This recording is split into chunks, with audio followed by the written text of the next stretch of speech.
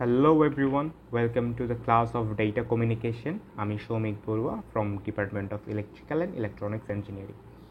So একটা fun fact share করি। জিনিসটা হচ্ছে কি, আমরা যারা ট্রিপল ডিপার্টমেন্টে আছি ওদের একটা কোর্স আছে, ওটার নাম হচ্ছে প্রিন্সিপাল অফ কমিউনিকেশন। ঠিক আছে, ওই কোর্সের স্লাইড এবং ম্যাটেরিয়ালস একদম হুবহু ডেটা কমিউনিকেশনের সাথে সেম টু সেম। সো আমি এজিউম করতেছি ওদের কোর্সের প্যাটার্নটাও সেম থাকবে। সো এটা বলার কারণ হচ্ছে আমাদের এক্সামের মধ্যে 30 থেকে 35 মার্কসের হচ্ছে ম্যাথমেটিক্যাল কোয়েশ্চেন্স আসে, আর 5 to 10 মার্কসের হচ্ছে থিওরি আসে। ঠিক আছে, সো যদি সেম কনসেপ্টটা ফলো করা থাকে, আই হোপ এটাই ফলো করবে।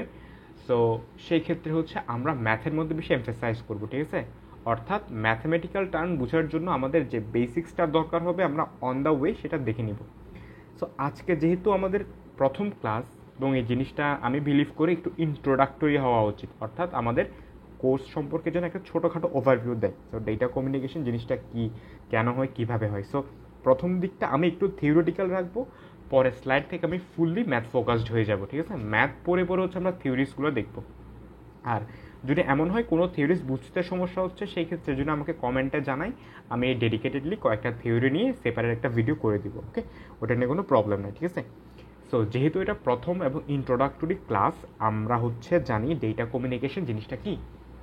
সো ডেটা কমিউনিকেশন জিনিসটা শুনলেই বোঝা যাচ্ছে আমরা ডেটা ডেটা মানে কমিউনিকেশন করার জন্য ডেটাকে ইউজ করব। ঠিক আছে, এখন জিনিসটা কীভাবে হয়, দুইটা ডিভাইসের মধ্যে যদি ডেটার আদান প্রদান করা হয় এবং মাঝখানে যদি কোনো মিডিয়াম হিসেবে ওয়্যার থাকে বা কোনো ওয়্যারলেস মিডিয়া থাকে, ওটাকে আমরা ইভেনচুয়ালি ডেটা কমিউনিকেশন বলছি। ঠিক আছে, সো এখন ডেটা কমিউনিকেশনটা ঠিক মতো হচ্ছে কি না, ওইটা চারটা জিনিসের উপর ডিপেন্ড করে। ওই জিনিসগুলো হচ্ছে delivery, accuracy, timeliness and jitter. ঠিক আছে, এখন ডেলিভারি, অ্যাকুরেসি, টাইমলিনেস জিনিসগুলো হচ্ছে নামটা দেখলে বোঝা যাচ্ছে। এখন যে জিনিসটা নিয়ে আমরা মেইনলি একটু প্রবলেম ফেস করতে পারি, জিনিসটা হচ্ছে জিটার। সো আমি যদি জিটারটাকে একটু এক্সপ্লেন করি, আচ্ছা আমি ফার্স্ট একটা ছোটো ডেফিনেশন লিখি, এরপর আমি এক্সপ্লেন করবো। ওকে, সো আমরা জিটার দিয়ে দেখতে পারতেছি কি, ভ্যারিয়েশন অফ ডিলে, অর্থাৎ আমাদের যে ডিলেটা হবে ওটার মধ্যে যদি ভ্যারিয়েশন থাকে ওই পোর্শনটাকে আমরা ডিলে বলতেছি। সো যখন আমরা ভয়েস কলে কথা বলি, জিনিসটা যদি এমন হয় আমি একটা কথা বললাম ওটা 2 সেকেন্ড পরে গিয়ে পৌঁছাইলো, আরেকটা কথা বললাম ওটা 5 সেকেন্ড পরে গিয়ে পৌঁছাইলো, আরেকটা কথা 1 সেকেন্ড পরে গিয়ে পৌঁছাইলো। সো ওভারঅল জিনিসটা একটা জগা খিচুড়ি হয়ে যাবে। ঠিক আছে, সো আমাদের জিটার যত স্টেবল থাকা যায়, অর্থাৎ হচ্ছে আমাদের ডিলেটা যতটুকু স্টেবল দেখা যায় আমাদের জন্য ততই বেটার। সো এই জিনিসটা হচ্ছে বেসিক্যালি জিটার। ওকে, সো এরপর হচ্ছে আমরা দেখব কি এলিমেন্টস অফ ডেটা কমিউনিকেশন।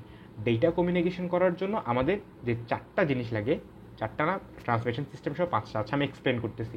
আমাদের যে 5টা জিনিস লাগে, সে 5টা জিনিস আমাদের জানতে হবে ডেটা কমিউনিকেশন বেসিকটা বোঝার জন্য। সো প্রথমে আমরা যে জিনিসটা দেখবো এটা হচ্ছে সোর্স, অর্থাৎ আমি যে মেসেজটা ক্রিয়েট করব। যেমন আমি একটা মেসেজ লিখলাম হ্যালো। ওকে, এখন এটা হচ্ছে আমার computer as a digital data হিসাবে স্টোর করবে। যেমন আমরা একটা সিম্পলি বুঝি জিনিসটাকে, আমি বললাম 1010 আকারে স্টোর করলাম আমার কম্পিউটার। এরপরে সোর্স থেকে আমার চলে যাবে হচ্ছে ট্রান্সমিটারে।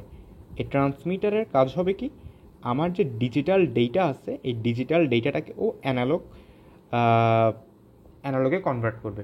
এখন আমরা সব সময় জানি কোনো লম্বা ওয়েতে ডেটা ট্রান্সফার করার জন্য আমাদের অ্যানালগ সিস্টেম বা অ্যানালগ সিগন্যাল খুবই ইফেক্টিভ।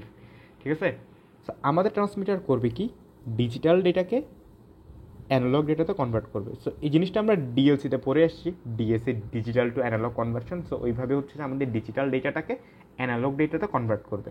অন্যান্য মেথডও থাকতে পারে, বাট আমরা আপাতত ডিএসসিটা দিয়ে বোঝার চেষ্টা করি কনসেপ্টটা। এরপরে আমরা যে সিগন্যালটা পাবো ওটা আমাদের হবে অ্যানালগ সিগন্যাল। ঠিক আছে, এখন এই অ্যানালগ সিগন্যালটা একটা ট্রান্সমিশন মিডিয়ামের মাধ্যমে যাবে। এখানে আমি লিখলাম হচ্ছে ট্রান্সমিশন সিস্টেম।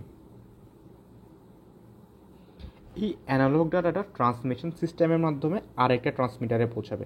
সো এই ট্রান্সমিটারটা হবে আমাদের রিসিভার ট্রান্সমিটার। সো এটাকে আমরা লিখি রিসিভিং ট্রান্সমিটার।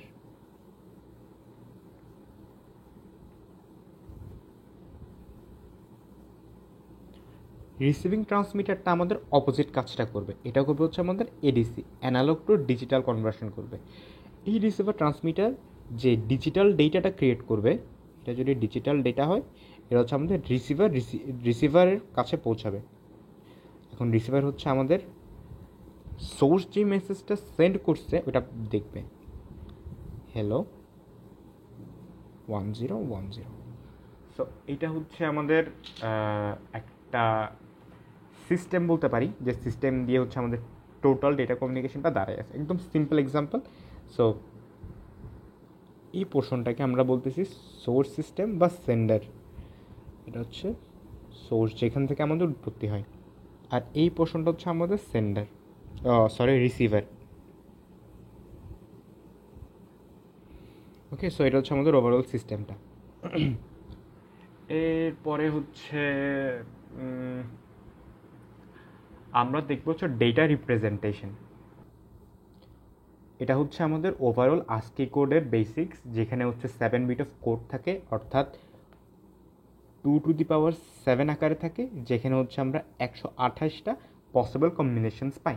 এগুলা ইউজ করে হচ্ছে আমরা আমাদের ইংলিশ লেটার্স, পাংচুয়েশনস, তারপর বেসিক কিছু কন্ট্রোলস করতে পারি। ওকে, সো এটার একটা রিলেভেন্ট ম্যাথ আছে, ওই ম্যাথটা দেখলে হচ্ছে আমরা বুঝতে পারবো এই আস্কি কোডটা কীভাবে কাজ করে। ঠিক আছে, সো এই ম্যাথটা হোপফুলি আজকের ক্লাসে লাস্ট ম্যাথ হবে, যেহেতু এটা একটা ইন্ট্রোডাক্টরি ক্লাস, আমি খুব একটু ইন্টেন্সিভ হতে চাচ্ছি না। এরপর নেক্সট ক্লাস থেকে হচ্ছে আমরা ডেটা টাইপ, তারপর হচ্ছে ডেটা টাইপের অপশনসগুলা কয় প্রকার, কীভাবে হয়, একদম ইন ডিটেলসে নেক্সট ক্লাস থেকে বুঝতে শুরু করবো। সো আজকে যেহেতু ইন্ট্রোডাক্টরি ক্লাস, লাস্ট একটা ম্যাথ দিয়ে এই ক্লাসটা আমরা শেষ করবো। ওকে, সো ম্যাথের আমরা শুরু করি। সো প্রবলেমটা আমরা একটু দেখি। তো এখানে বলছে কি, represent the message 3p.bat in ASCII code, the 8 bit may be kept as 0। আচ্ছা, এই পোর্শনটাকে আমরা একটু পরে দেখতেছি। আমরা উপরের অপশনটাকে দেখি, যে আমাদের যে মেসেজ আছে 3p.bat, ঠিক আছে, এটাকে আমরা ASCII করে রিপ্রেজেন্ট করব। আমি তো বলছিলাম যে এখানে 2^7 অর্থাৎ 128টা পসিবল কম্বিনেশন হওয়া সম্ভব। সো এই 128টা পসিবল কম্বিনেশনস কিন্তু আমাদের এই টেবিলের মধ্যে দিয়ে দেওয়া আছে, এদিকে আর এদিকে। ঠিক আছে, যে আমরা কোন বিট কীভাবে কম্বাইন করলে ওয়ার্ড বা লেটার পাবো। ওকে, এখন এই চার্টের থেকে আমাদের ডিটারমাইন করতে হবে কি আমাদের 3p ব্যাটের কোন কোন এলিমেন্টগুলো আছে। প্রথমে আমাদের খুঁজতে হবে হচ্ছে 3 এখানে, এরপর হচ্ছে ছোটো হাতের পি, এটা হচ্ছে ক্যাপিটাল পি, ক্যাপিটাল পি খুঁজতে হবে। ওকে, সো আমি এই জিনিসগুলো খুঁজে রাখছি। এখন হচ্ছে আমাদের রিপ্রেজেন্ট করতে হবে ইন বাইনারি। ওকে, সো এখানে আমি হচ্ছে 3p.bat যে এলিমেন্টগুলো আছে ওগুলোকে খুঁজে রাখছি। ওকে, সো এখন হচ্ছে আমাদের নাম্বারিং করতে হবে। নাম্বারিংটা আমরা করব হচ্ছে 8 7 6 5 4 3 2 1, এবং সবার লাস্টে যেটা থাকে এটা হচ্ছে আমাদের মোস্ট সিগনিফিক্যান্ট বিট, এবং সবার লাস্টে যেটা থাকে ওটা হচ্ছে আমাদের লিস্ট সিগনিফিক্যান্ট বিট। ট্রান্সমিশনের সময় জিনিসটা ফ্লিপ হয় কীভাবে ওটা আমি জানাচ্ছি। আপাতত আমরা বেসিক্সটা দেখি। ওকে, এখানে হচ্ছে আমাদের 3, আমাদেরকে কোয়েশ্চেনে বলে দিয়েছে the 8th bit may be kept as 0। So এটাকে আমি 0 বসায় দিলাম। এরপর হচ্ছে আমাদের শুরু হচ্ছে কোনখান থেকে, 011 থেকে। 011 দিয়ে শুরু হবে, সবগুলোই তো হচ্ছে লাইট কালার, একটু ডিপ কিছু নেই।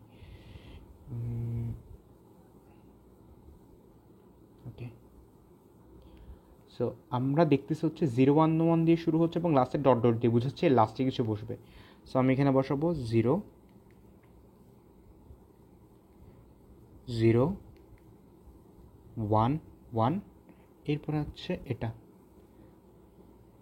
0 0 1 1, এরপর হচ্ছে পি,